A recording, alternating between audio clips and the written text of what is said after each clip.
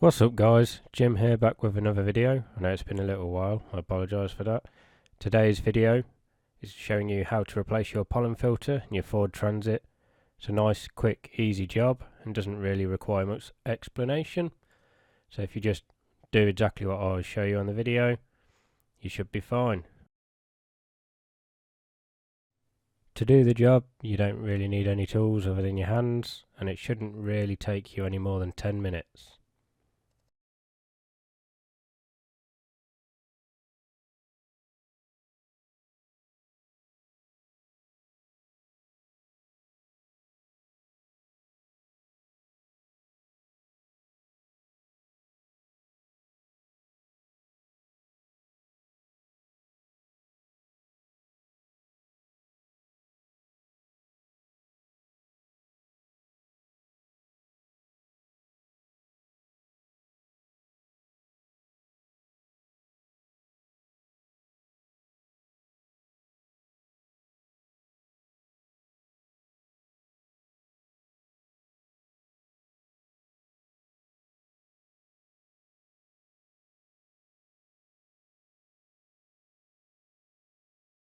And that's it, it's as easy as that.